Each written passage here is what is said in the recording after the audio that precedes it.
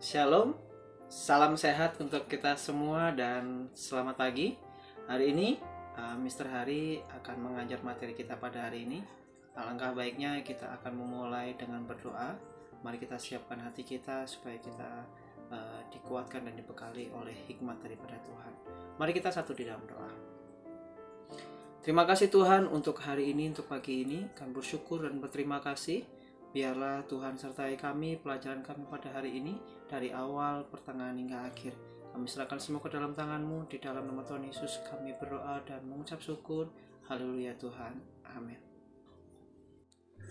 Hari ini kita akan melanjutkan di bab yang ke-6, yaitu pengharapan Kristen. Sekali lagi, hari ini kita akan melanjutkan di bab yang ke-6, yaitu pengharapan Kristen.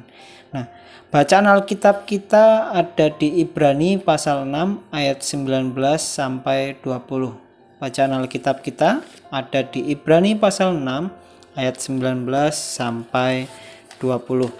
Jangan lupa bahwa minggu-minggu yang lalu kita sudah belajar di bagian yang pertama, yaitu orang beriman, yang dimana kita belajar tentang orang beriman menurut Alkitab.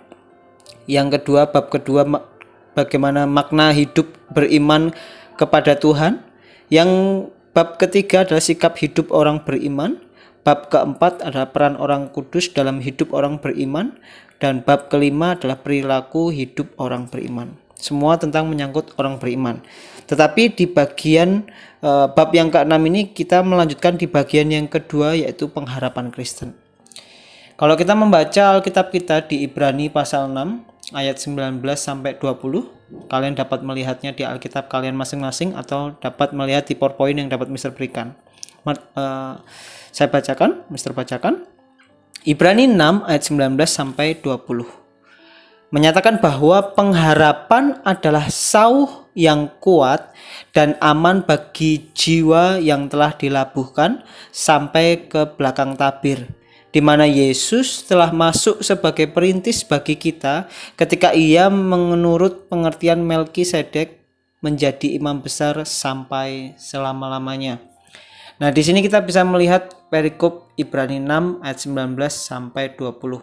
Pengharapan itu adalah sauh yang kuat atau pegangan yang kuat dan aman bagi jiwa yang telah dilabuhkan sampai ke belakang tabir, di mana Yesus telah masuk sebagai perintis bagi kita ketika ia menurut peraturan Melkisedek menjadi imam besar sampai selama-lamanya.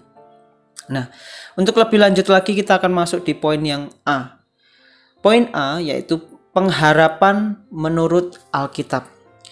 Kalau menurut Kamus Besar Bahasa Indonesia menjelaskan bahwa pengharapan berasal dari kata dasar harap yang berarti mohon, minta, keinginan agar sesuatu yang terjadi dan terjadinya sesuai dengan kebutuhan atau keinginan hati. Ini pengharapan ya, menurut Kamus Besar Bahasa Indonesia. Karena itu pengharapan membutuhkan dasar yang teguh dan alasan kuat bahwa sesuatu pasti terjadi. Jadi pengharapan itu yang kita harapkan melalui sesuatu permohonan, permintaan, keinginan kita, itu perlu yang dimana dibutuhkannya dasar yang teguh atau alasan yang kuat.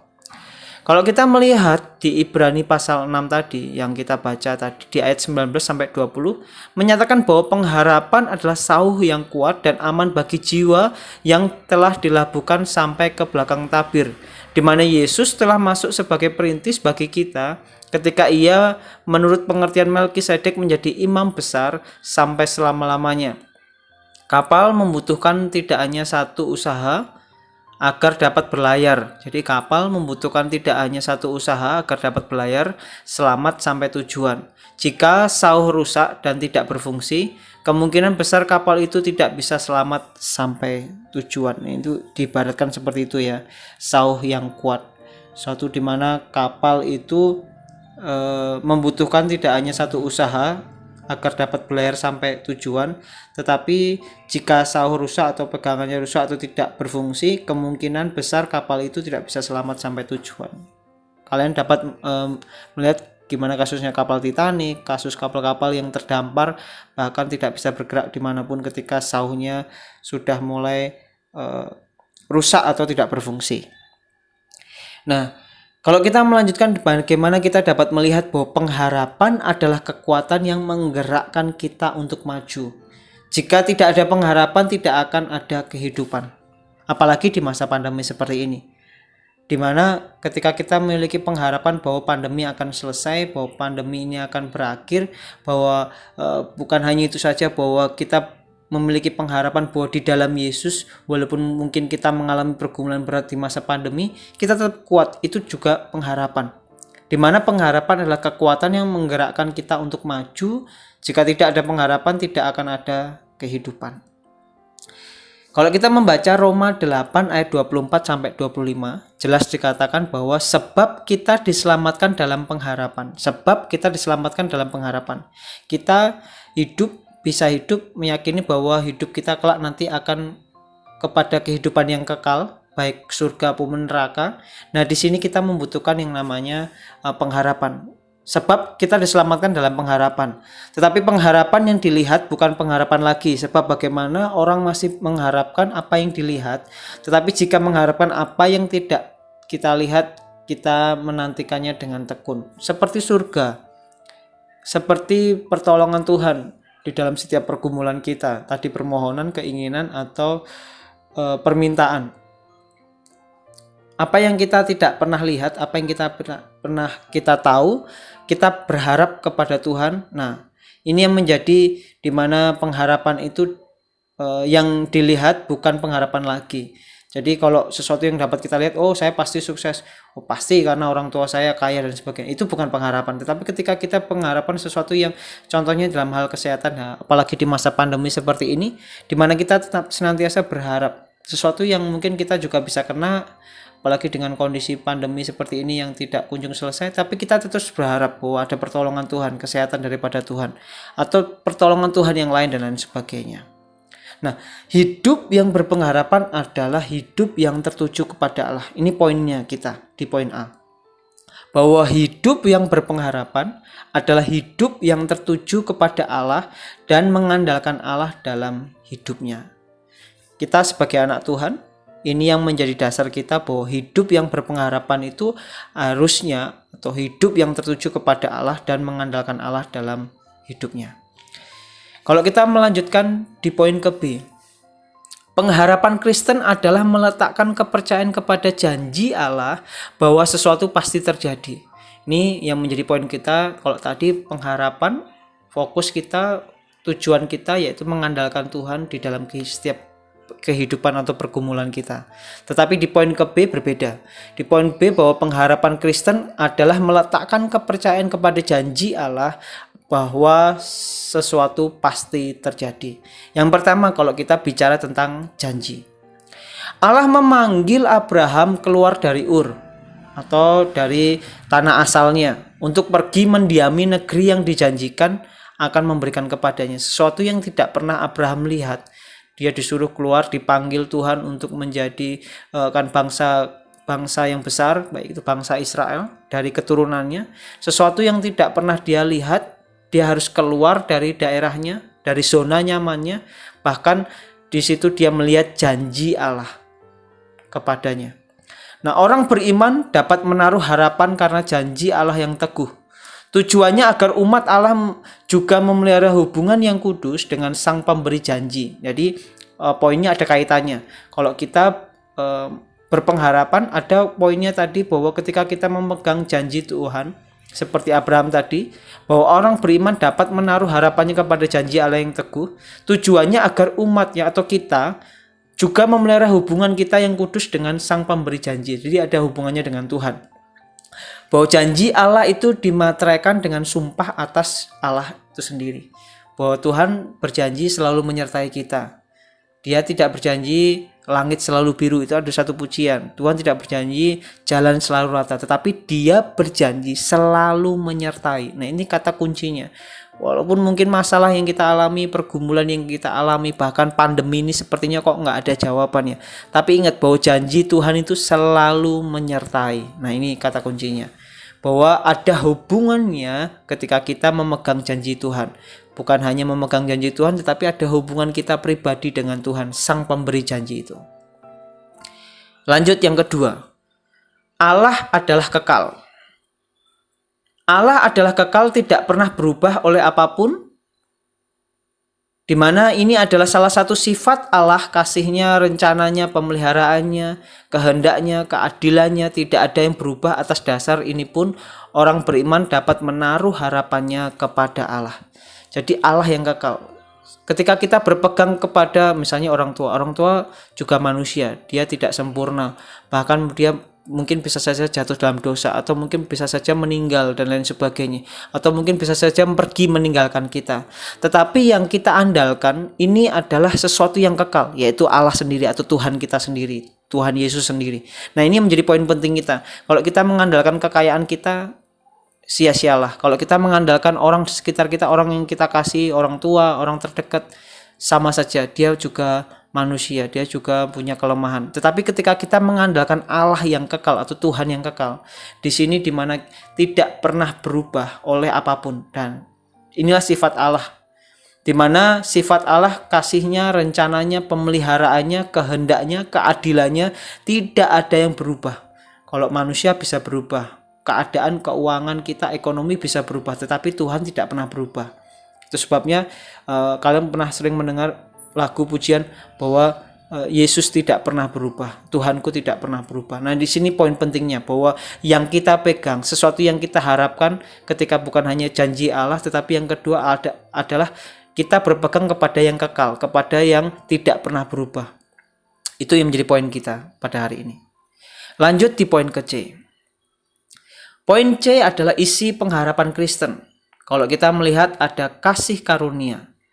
Isi pengharapan Kristen ada kasih karunia. Kasih karunia adalah tanda perkenanan Allah kepada manusia berdosa, di mana manusia berdosa secara otomatis berada di bawah penghukuman Allah. Tetapi jika Allah berkenan kepada seseorang manusia berdosa, dia tidak akan menghukumnya. Inilah yang dimaksud dengan kasih karunia. Jadi pengharapan Kristen, kita tahu bahwa kita juga manusia berdosa, secara otomatis kita pasti ada di dalam penghukuman. Tetapi poin penting kita ketika kita berpengharapan kepada Tuhan, Dia yang mengampuni kita, Dia yang menyucikan kita, Dia yang membawa kita kepada jalan benar. Ada kasih karunia, tanda perkenanan Allah kepada kita yang manusia berdosa. Lanjut di poin yang kedua, di poin C. Penggenapan keselamatan. Nah, isi pengharapan Kristen yang kedua adalah penggenapan keselamatan. Pengharapan orang beriman adalah mendapatkan keselamatan dari Allah melalui anaknya Yesus Kristus. Kalau kalian hafal, Yohanes 3 ayat 16, karena begitu besar kasih Allah akan dunia ini, sehingga ia mengaruniakan anaknya yang tunggal, supaya barang siapa percaya kepadanya tidak binasa, melainkan beroleh hidup yang kekal. Ini poin yang kedua, isi pengharapan di mana Yesus sebagai anaknya dikaruniakan kepada kita supaya kita itu diselamatkan ketika kita percaya kepadanya. Bahwa tanpa pengharapan akan keselamatan, manusia akan menuju kebinasaan. Sia-sia kalau misalnya tidak ada Tuhan Yesus yang lahir untuk kita di dunia ini, yang melayani kita, bahkan yang mati untuk kita, bahkan naik ke surga untuk kita dan memberikan Roh Kudus untuk kita. Tanpa Tuhan Yesus, kita mungkin sia-sia kita hidup. Ya, mengalir dan akhirnya mati dan masuk neraka dan lain sebagainya. Tetapi ketika ada Tuhan Yesus, ada pengharapan yang pasti. Pertama, kasih karunia, pengampunan daripada Tuhan, perkenanan daripada Tuhan, dan yang kedua, penggenapan keselamatan melalui Tuhan Yesus sendiri. Harusnya kita panjatkan puji syukur kepada Tuhan. Yang ketiga, yang terakhir, isi pengharapan adalah hidup kekal. Janji Allah adalah kekekalan setelah kedatangannya yang kedua kali. Kekekalan adalah kehidupan kekal dan kematian kekal, di mana pengharapan Kristen bukanlah pengharapan yang bersifat sementara, yang semu, yang abal-abal, yang cuman sekedar gitu saja. Tetapi pengharapan Kristen itu kekal. Benar-benar ada ikatan kepada Tuhan, bahwa hidup kita ada jaminan. Kalau kita kepada orang tua tadi, Mister sudah singgung ya, mungkin terbatas, dia juga bisa sakit, dia juga bisa pergi meninggalkan kita, dia juga bisa mengecewakan kita, atau mungkin kalau ke ekonomi kita atau kekayaan kita juga bisa rusak, bahkan bisa habis dan sebagainya. Tetapi kita punya isi pengharapan ini yang ketiga adalah hidup kekal. Kita ada jaminan bahwa kita nanti yakin bahwa ada bersama dengan Tuhan, dengan kekuatan daripada Tuhan. Nah, ini yang ketiga ini. Yang pertama adalah kasih karunia, yang kedua adalah penggenapan keselamatan, dan yang ketiga adalah hidup kekal. Kesimpulan dari bab ke-6. Pengharapan adalah kekuatan yang menggerakkan kita untuk maju. Jika tidak ada pengharapan, tidak akan ada kehidupan. Ini Mister setuju sekali. Kalau nggak ada pengharapan dalam hidup kita, ya pasti kita asal-asalan belajar. Bener nggak? Saya percaya bahwa pengharapan saya menjadi orang sukses, tapi nggak ada gerakan berarti, kalau kalian malas berarti kalian nggak punya pengharapan. Tetapi orang yang punya pengharapan, dia pasti bergerak maju, hidupnya aktif, dinamis, dan karena kalau kita melihat bahwa jika tidak ada harapan, tidak akan ada kehidupan. Hidup yang berpengharapan adalah hidup yang tertuju kepada Allah dan mengandalkan Allah dalam hidupnya.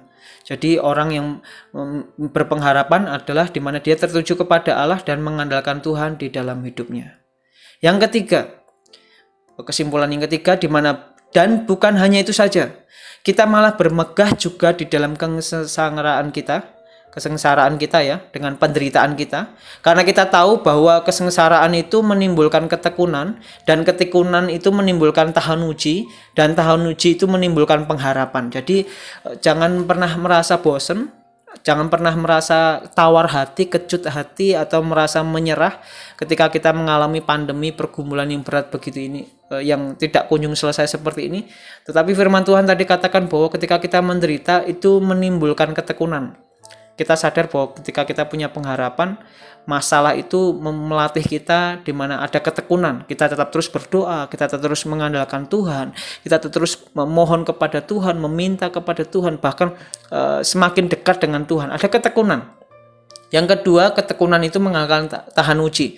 Mau pandemi, mau sampai kapanpun, kita semakin strong, kita semakin kuat, kita semakin tetap sukacita. Dan bukan hanya itu saja, ketika kita tahan uji menimbulkan pengharapan, sesuatu yang tidak pernah kita lihat dan Tuhan berikan yang terbaik dalam kehidupan kita.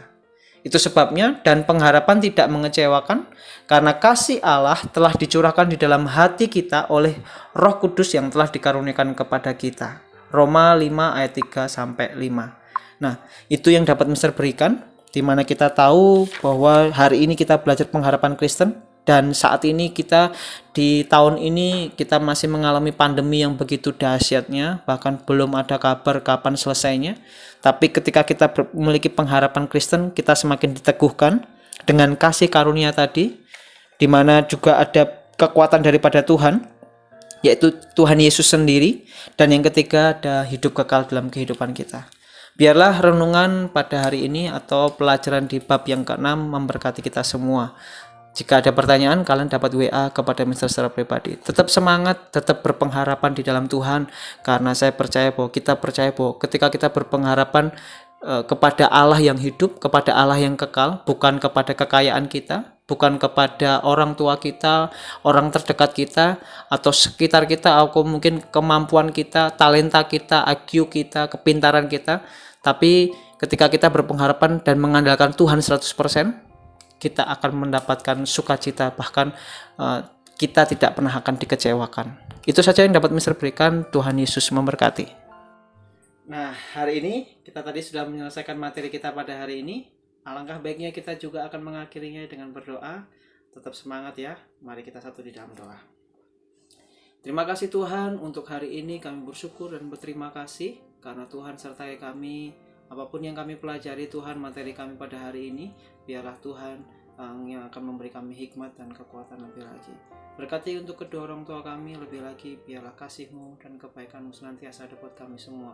Terima kasih, di dalam nama Tuhan Yesus kami berdoa dan mengucap syukur. Haleluya Tuhan, amin.